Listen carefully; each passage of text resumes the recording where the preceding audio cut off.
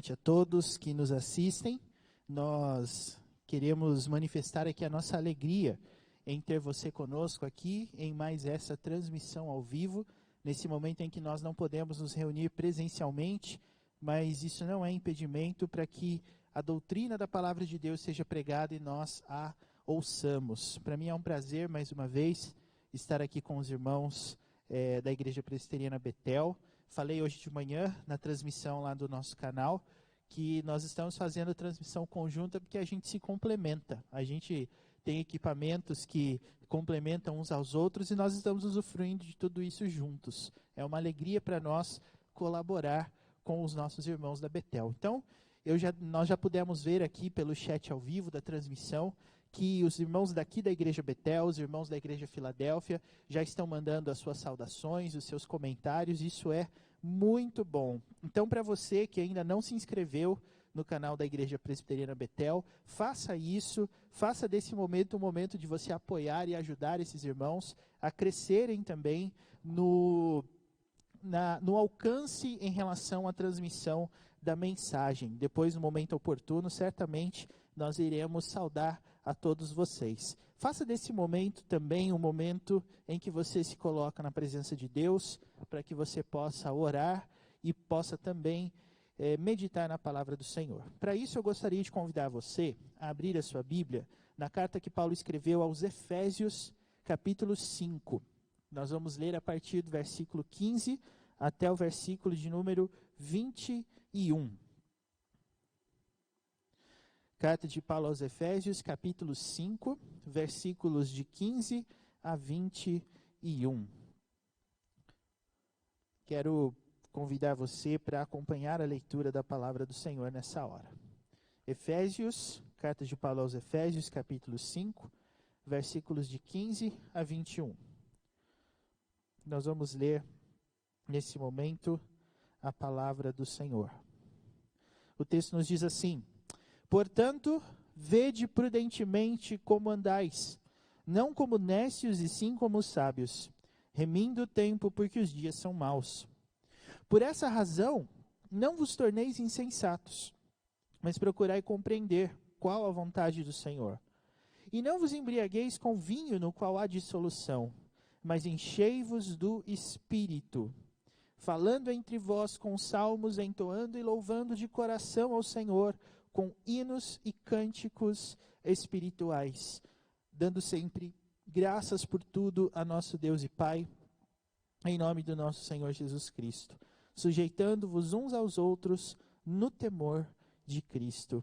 Amém. Que Deus abençoe a leitura e a exposição da palavra a partir de agora. Quero então convidar você a orar mais uma vez, aí você que nos assiste da sua casa, você que está reunido com a sua família em culto doméstico. Esse é o momento de você interceder, não somente por nós, mas também por você, pelos seus queridos, para que todos nós ouçamos a pregação da palavra do Senhor. Vamos orar nesse momento. Grandioso Deus, nosso Pai, nós bendizemos e adoramos o Teu nome, pela oportunidade que Tu nos dás de, mediante a impossibilidade de nos reunirmos, ainda assim ouvirmos a Tua palavra. Oramos a Deus agradecidos, porque o Senhor nos dá recursos e tem abençoado a Tua igreja, para que mesmo nesses tempos difíceis a Tua palavra continue a ser pregada. E assim que o Senhor receba de nós toda a honra, toda a glória, toda a adoração, todo o louvor, e que o Senhor também dispense sobre a nossa vida graça, para que nós compreendamos a Tua palavra. Que o Senhor continue a abençoar também os nossos irmãos da Igreja Presbiteriana Betel. Que o Senhor esteja abençoando, Pai, a sua liderança, seu pastor, seus membros, e que esta seja mais uma das igrejas contadas como fiéis, que glorificam o Senhor e que pregam verdadeiramente a Tua palavra. Que o Senhor assim sustente também a todos nós, que somos igreja do Senhor, onde quer que estejamos, e que não desanimemos no propósito supremo de agradar ao Senhor com as nossas vidas. Tudo isso nós pedimos e agradecemos em nome de Jesus. Amém. Nós vamos, meus irmãos, falar nesta noite sobre o seguinte tema: vivendo como Deus deseja.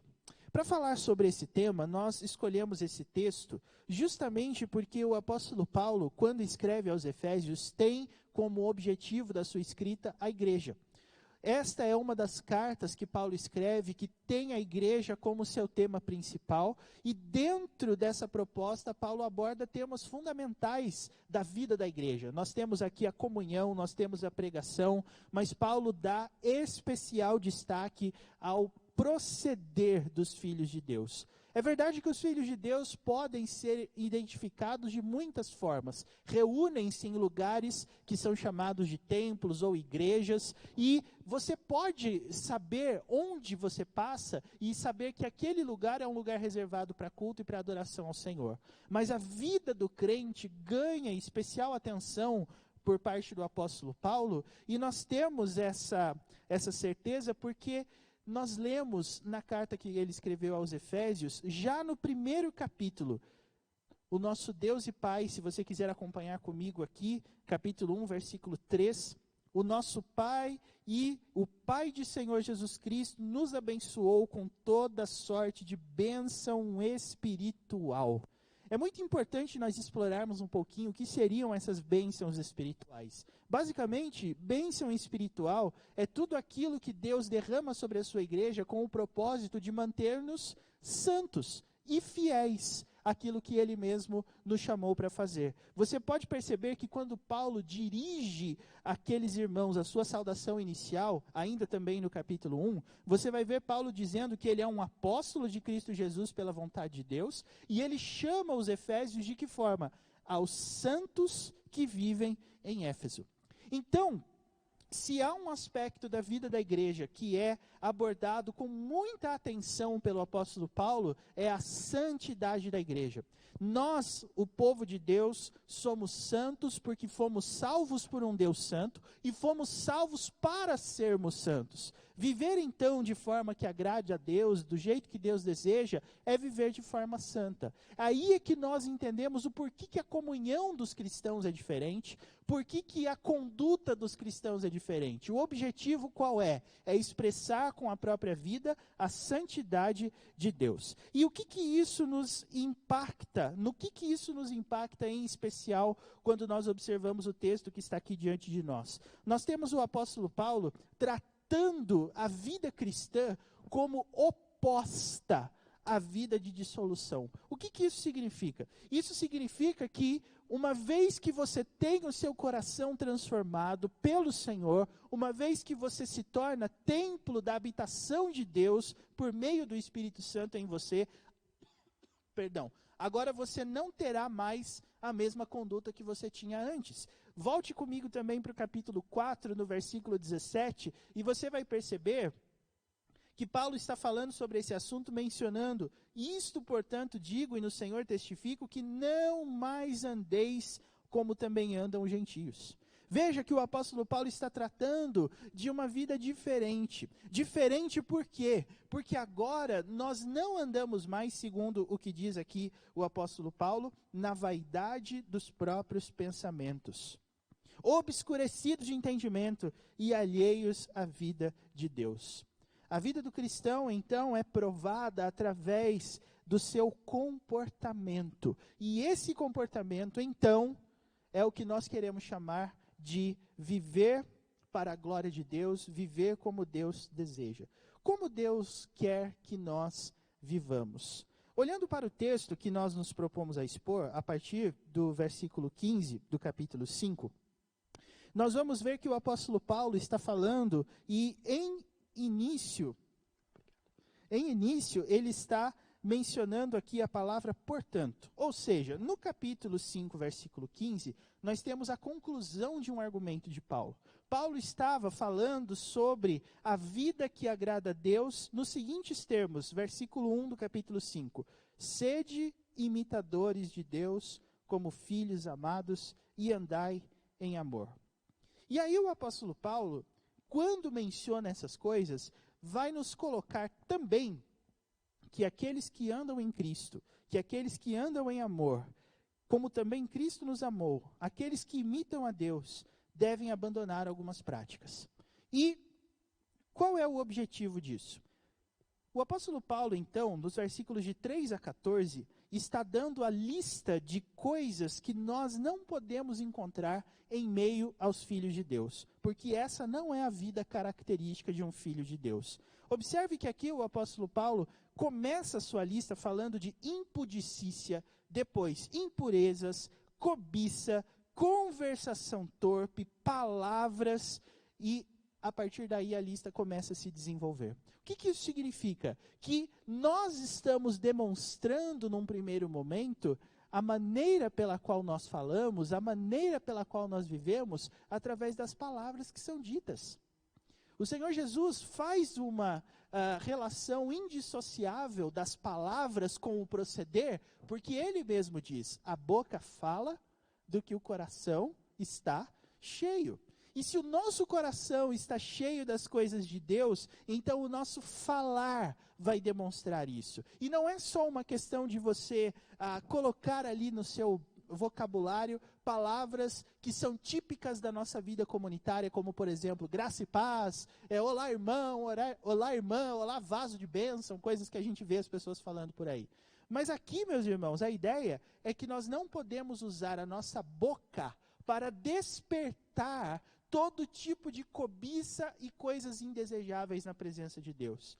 Perceba que todas as vezes que você se vê atraído ao pecado, isso acontece por meio de palavras. As propostas que nos chegam sempre acontecem por meio de palavras. As propagandas que nos convencem a comprar alguma coisa, usam muito bem as palavras. Porque as palavras refletem qual é o estado da nossa vida diante do Senhor em relação àquilo que está sendo colocado por nós. É por isso, então, meus irmãos, que o apóstolo Paulo está falando sobre a vida que o agrada e que agrada a Deus, usando aqui as questões relacionadas ao nosso vocabulário. Não é alvo da minha exposição falar sobre este ponto específico, então eu quero apenas dizer que, a partir dessa lista, o apóstolo Paulo, então, conclui o seu argumento. E isso nos leva ao primeiro ponto da nossa mensagem. Como a gente pode viver da maneira que Deus deseja? Primeiro, nós precisamos, segundo o versículo 15, ser prudentes. Nós precisamos ver prudentemente como nós andamos. E percebam, irmãos, que com essa expressão, vede, o apóstolo Paulo está nos chamando, sim, a observar. E a observação deve ser uma observação honesta. Porque existe uma maneira de nós identificarmos as condutas que não agradam a Deus. Às vezes a gente vê as pessoas tratando as questões que desagradam a Deus como se elas fossem grandes mistérios, como se a gente não soubesse o que a gente faz que desagrada a Deus. O apóstolo Paulo aqui vai por um caminho diferente. E como é que nós sabemos disso? O apóstolo Paulo nos manda ver. E uma das grandes evidências de uma vida sábia, de uma vida prudente, é o que ele chama no versículo 16 de remir o tempo.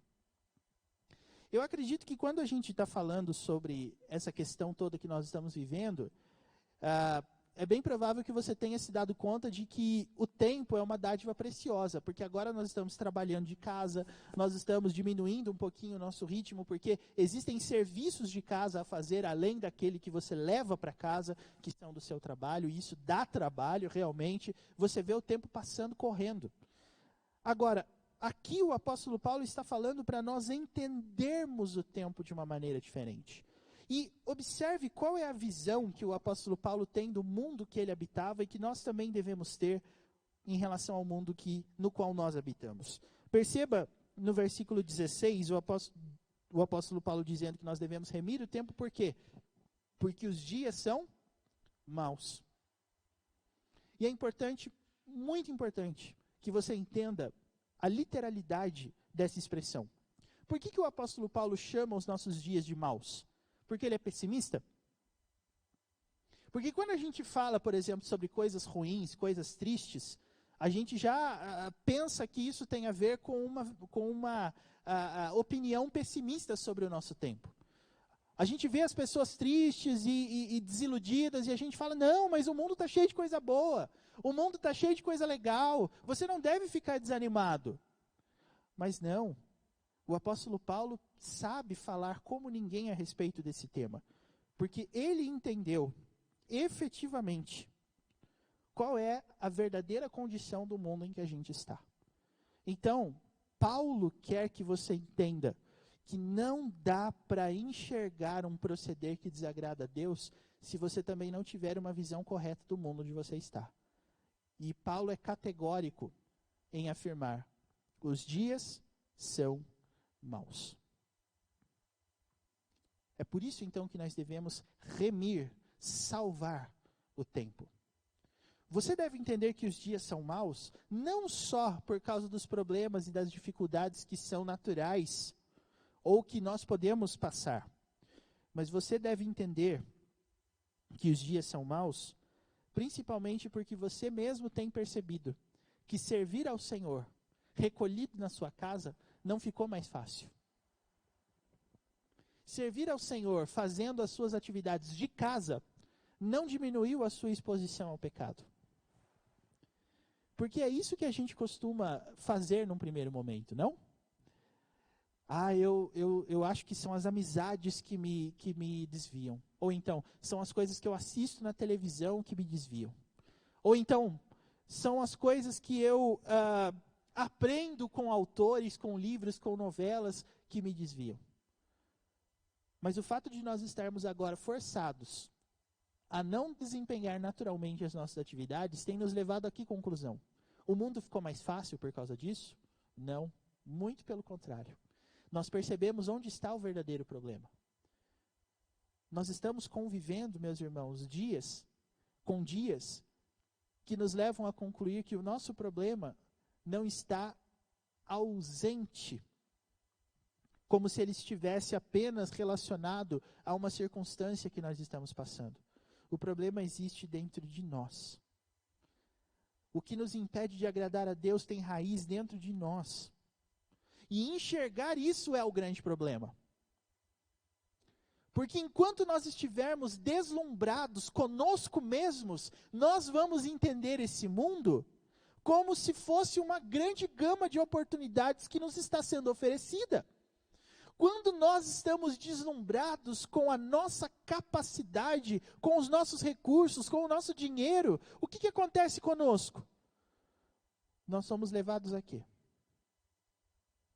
Nós somos levados a olhar para a palavra de Deus e pensar que a palavra de Deus às vezes nos atrasa, porque nós temos prazeres, nós temos uma vida, nós temos um sonho. E é exatamente nesse sentido, meus irmãos, que o apóstolo Paulo nos diz: sejam prudentes, vejam como vocês têm andado, vamos remir o tempo. Aproveite as oportunidades que Deus está te dando para que você consiga o quê? Para que você consiga refletir a respeito do que nos impede de sermos santos. O segundo ponto que nós temos aqui, no versículo 17, é: por esta razão, ou seja, porque nós devemos ser santos, porque nós devemos ver prudentemente como nós andamos, o texto nos diz: não vos torneis insensatos, mas procurai compreender o quê? Qual a vontade do Senhor. E talvez esse seja o grande mistério da vida cristã para alguns. Qual é a vontade de Deus para a minha vida? Não é incomum nós ouvirmos as pessoas perguntando, principalmente nessa fase que nós estamos, qual que é o objetivo de Deus em relação a tudo isso que nós estamos passando? Como se isso fosse uma coisa misteriosa, como se somente uma grande intimidade com Ele pudesse nos revelar essa resposta. Não, meus irmãos, não. A vontade de Deus não é um mistério. A vontade de Deus não é uma coisa que precisa ser decifrada como se ela fosse um grande enigma. Você quer ver textos que falam claramente sobre a vontade de Deus? Abra comigo a sua Bíblia na primeira carta que Paulo escreveu aos Tessalonicenses, por exemplo. Esse eu acho que ele é tão claro que talvez nós nem precisemos de um segundo. Mas observe o que diz.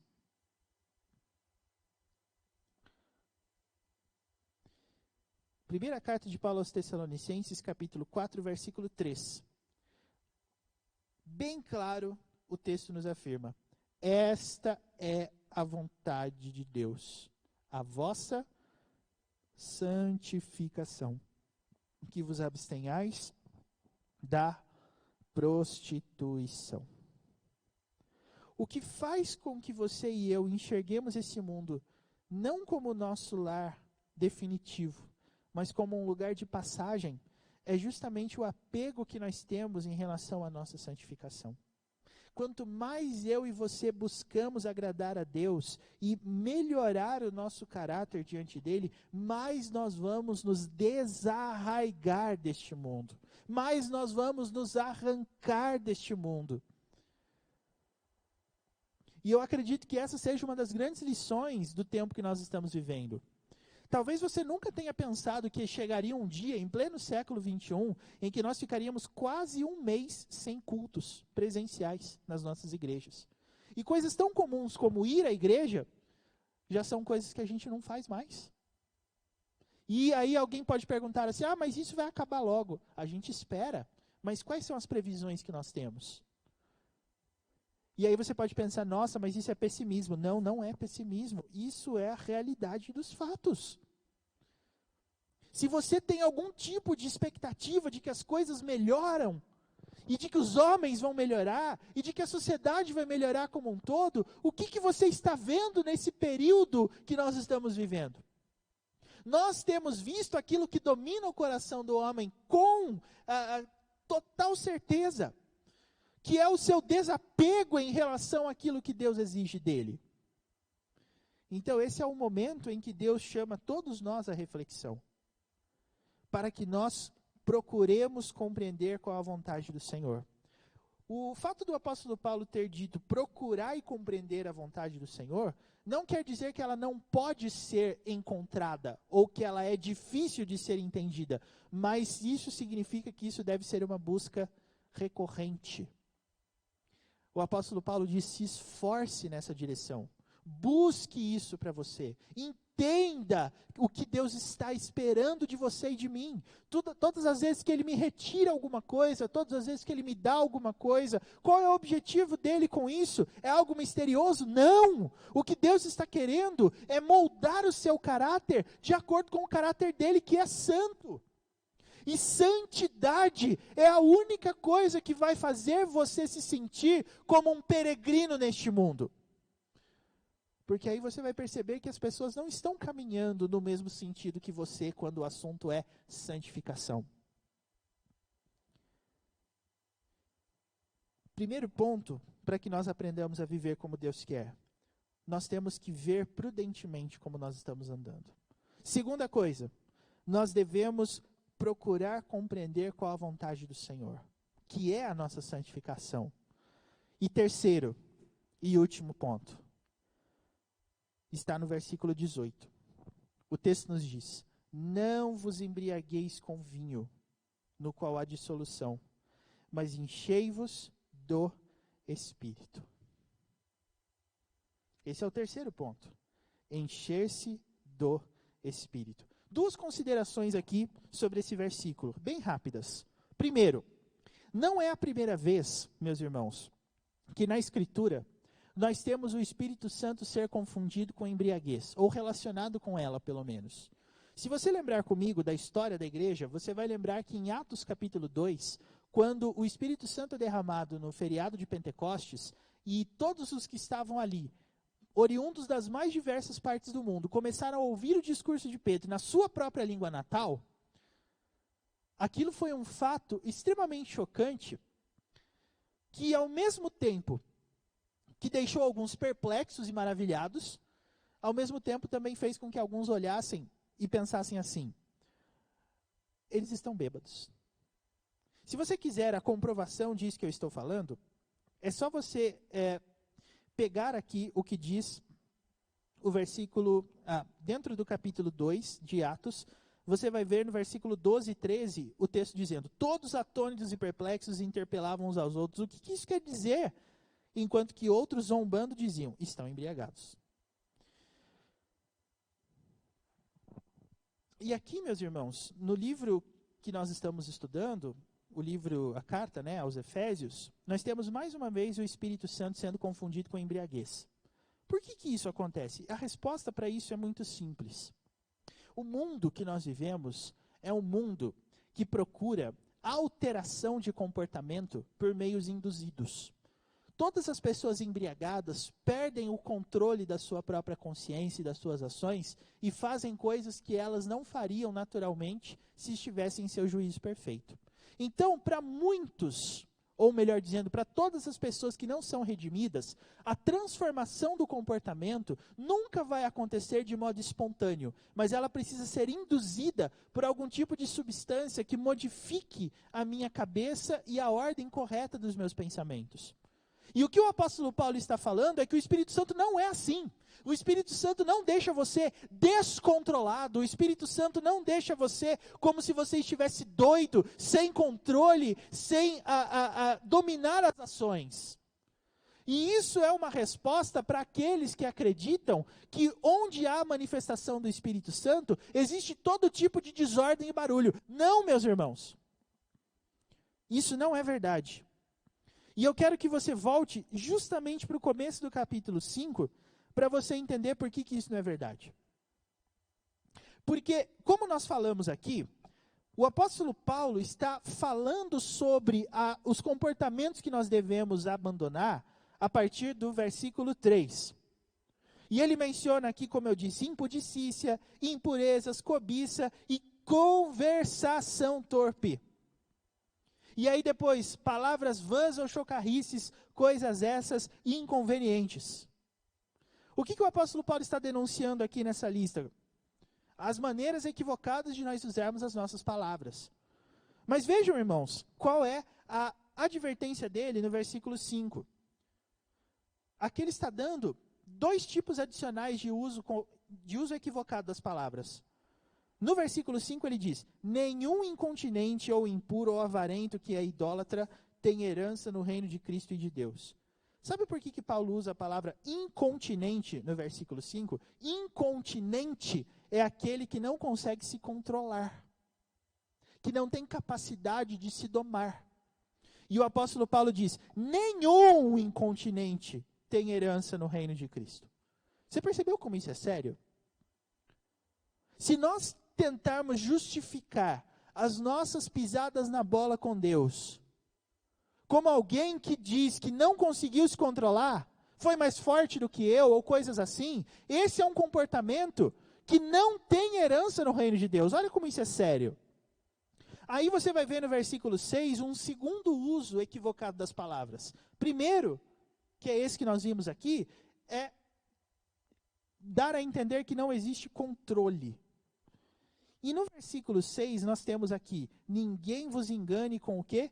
Palavras vãs. Por quê? Porque por essas coisas vem a ira de Deus sobre os filhos da desobediência. Todo tipo de instrução que caminhar no sentido contrário ao sentido intencionado pela palavra de Deus é equivocado, é mal intencionado e deve ser abandonado. Todas as palavras que massageiam o nosso ego ao invés de confrontá-lo, melhor dizendo, são palavras que desagradam a Deus.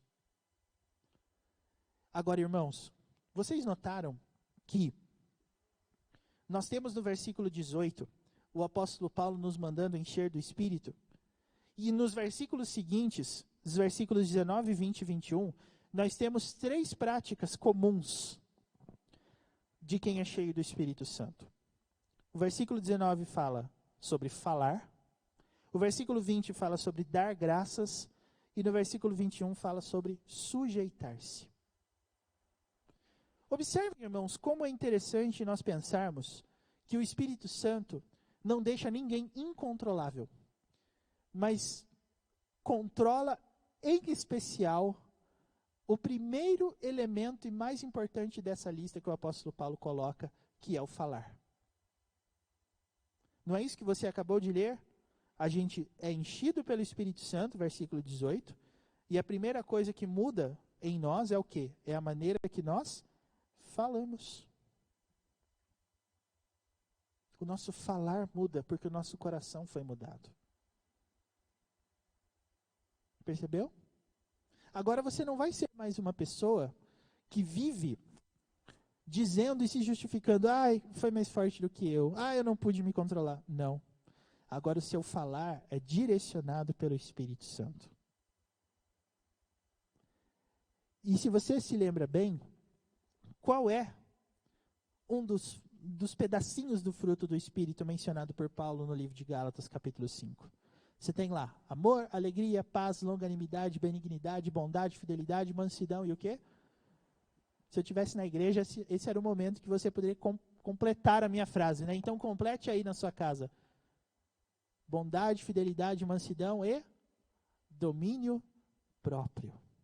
Percebeu? O Espírito Santo não deixa ninguém indomável. Muito pelo contrário. Nós começamos a ganhar controle do nosso ser. E esse controle se manifesta através da forma que nós falamos. E o texto nos diz, então, e aqui existe mais um comentário que nós precisamos fazer. Quando o texto fala para nós nos enchermos do Espírito, no versículo 18, a sua tradução para o português e a minha expressa uma voz ativa, como se o ato de encher fosse nosso. Mas, se você observar o correspondente do texto original grego, você vai notar que não está escrito enchei-vos, voz ativa, mas está escrito sede enchidos, voz passiva. Então, nesse processo, o que cabe a nós é a manifestação do fruto, mas é o Senhor que toma a iniciativa soberana de nos encher. E é exatamente aí que nós vamos notar as coisas mudando. Porque o primeiro ponto de alguém que é cheio do Espírito Santo é o seu falar. Essa água santa aqui foi demais, viu? Um abraço e obrigado, presbítero João. Nós temos aqui, meus irmãos, o texto falando no versículo 19, falando entre vós com salmos, entoando e louvando de coração ao Senhor, com hinos e cânticos espirituais. Tem muita gente que acha que isso aqui tem a ver com uma mudança na nossa maneira de se expressar, e que agora nós devemos louvar ao Senhor e não ouvir mais nenhuma outra música, nem nada disso. Mas não é isso que o texto está falando para a gente, irmãos. O texto está falando para a gente que a maneira pela qual um filho de Deus transformado, cheio do Espírito Santo, usa a sua boca, é de uma maneira que isso agrade ao Senhor. E aqui, perceba comigo, qual seria a melhor definição que você daria para a expressão final desse versículo? Hinos e cânticos espirituais. Há quem diga que aqui Paulo está dividindo os dois tipos de música que nós podemos cantar na igreja, né? Os hinos, que são melodias mais estruturadas, que têm rimas, que têm compassos específicos, coro, e os cânticos, que são composições mais livres, que não têm uma obrigatoriedade formal na sua letra. Na minha visão, meus irmãos, não é isso que o texto está dizendo. Hinos e cânticos espirituais aqui tem a ver justamente com aquilo que provém do Espírito. Então, ao invés de você louvar o descontrole, você vai louvar o controle. Ao invés de você ser alguém que dá muita ênfase às atitudes que nós fazemos de maneira impensada, agora você vai louvar aquilo que é feito de cabeça pensante. Em vez de você louvar a pessoa que é impulsiva, você vai louvar a pessoa que é controlada, porque esse é o controle que vem do Senhor. É o falar diferente. É importante a gente pensar nisso, porque talvez ninguém imagine que o primeiro aspecto da mudança do Espírito Santo é na boca. Geralmente a gente relaciona o Espírito Santo com ficar doido, com começar a pular, com levantar as mãos e cantar aleluias por aí. Não, meus irmãos, o Espírito Santo está presente na vida da pessoa que consegue controlar o seu falar. Então você é crente, você tem o Espírito Santo, se o seu falar demonstra isso. Não é o que você demonstra nos momentos de culto, mas é o que você demonstra que é reflexo do seu coração. Isso é ser cheio do Espírito Santo. E aí, além disso, o texto também vai nos dizer que uma pessoa cheia do Espírito Santo dá sempre graças por tudo ao nosso Deus e Pai. Ou seja, se você está sendo enchido do Espírito Santo, você está se tornando cada vez mais uma pessoa grata, agradecida. Uma pessoa que consegue enxergar a mão de Deus em todas as coisas. Mais uma vez, Espírito Santo não tem a ver com movimento. Espírito Santo não tem a ver com animação, com excitação, mas tem a ver com transformação. A transformação é dimensionada através do falar e também através da capacidade de agradecer. E em que tempo nós devemos agradecer, segundo o texto, meus irmãos? Nós devemos dar graças por tudo e sempre, de acordo com o texto. Porque não existe um momento sequer das nossas vidas que não esteja debaixo do controle soberano do Senhor. Esse é o fundamento da nossa gratidão. Não é porque tudo nos vai bem, mas é porque em tudo nós conhecemos quem está nos guiando. E um terceiro ponto é, sujeitando-vos uns aos outros no temor de Cristo. Vejam, irmãos, é assim que nós podemos perceber a estrutura da carta aos Efésios. Por que você acha que a partir do versículo 22, o apóstolo Paulo começa a falar sobre família, marido e mulher, começa a falar sobre filhos e começa a falar sobre senhores e servos? Porque o tema principal dele, qual é? Ser cheio do Espírito Santo, viver de maneira que agrada a Deus. E aí, como o último ponto de Paulo é sobre a sujeição, nós temos aqui Paulo exemplificando 3 tipos de sujeição. Marido e mulher, pais e filhos, senhores e servos. Então o Espírito Santo não faz de você uma pessoa incontrolável, incontinente. O Espírito Santo faz de você uma pessoa que se sujeita. E aí você pode pensar assim, não, eu sou uma pessoa obediente, quando o meu pastor manda eu obedeço. Não, não é só sobre esse tipo de sujeição que eu estou falando. E nem é esse tipo de sujeição que o texto contempla apenas. Veja o versículo 21. Nós devemos nos sujeitar a quem? Uns aos outros. Sabe o que isso quer dizer? Isso quer dizer que você tem que ser capaz de manifestar a obra do Espírito para qualquer pessoa que convive com você. E você deve estar num meio que manifeste o Espírito Santo. E aqui eu queria até aproveitar esse momento para contar rapidamente um testemunho pessoal. Eu sempre fui alguém que valorizou muito a confiança das pessoas. E não tem coisa melhor do que as pessoas chegarem para mim e falarem, como eu confio em você até de olhos fechados. Mas a experiência da vida vai fazendo a gente entender certas coisas. E uma vez, eu me lembro que eu ouvi isso de um amigo. Ele falou assim para mim, não olhando nos meus olhos, porque a gente estava conversando por WhatsApp. Mas ele falou assim, João, você é a pessoa na qual eu mais confio nessa terra. Isso num primeiro momento me lisonjeou muito, mas depois eu me lembro que eu respondi assim, é claro que você confia em mim. Eu não sou seu pastor. Você não mora na minha cidade. Aí ele falou, não, mas isso quer dizer que eu confio em você. Eu falei, eu sei que você confia, mas não tem nenhuma pessoa, uma única pessoa na sua igreja, na sua cidade, em quem você também possa confiar? Aí ele falou, não tem. Aí eu virei e falei para ele, você tá querendo me dizer que no meio de 100, 200 pessoas que tem na sua igreja, o único crente que tem lá é você? Não tem mais nenhum outro, nem o pastor da sua igreja é digno da sua confiança.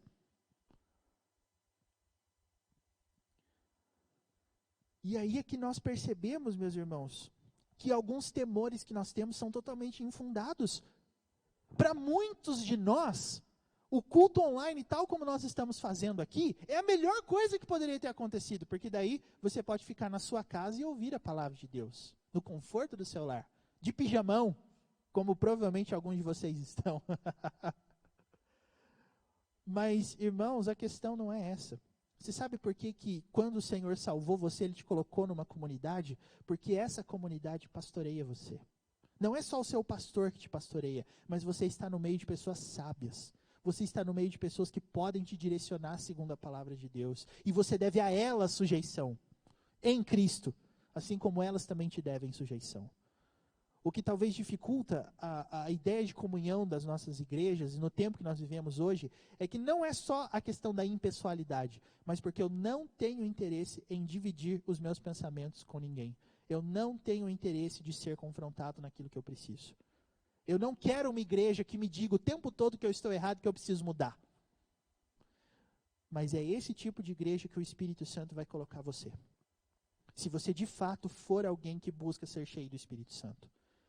Porque se você mesmo for o seu próprio juiz, e é algo que Provérbios vai nos dizer, quando é que você vai estar errado? Se você mesmo for quem julga as suas próprias ações, quando é que você vai estar errado? Nunca!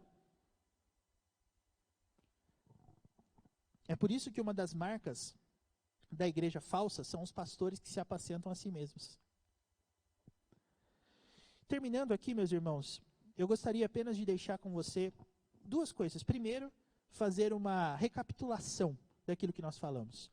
Como é que nós vivemos de maneira que agrade a Deus? Nós observamos no texto 3 pontos. Primeiro, veja como você anda. Prudentemente. Vamos remir o tempo porque nós estamos vivendo dias maus.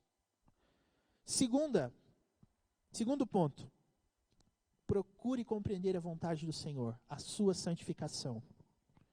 Terceiro ponto, seja cheio do Espírito Santo. E como é que você vai ser cheio do Espírito Santo? Falando com salmos, dando graças por tudo e sempre ao Senhor e sujeitando uns aos outros no temor de Cristo. E a segunda coisa que eu quero te dizer, com base na palavra de Deus nessa noite.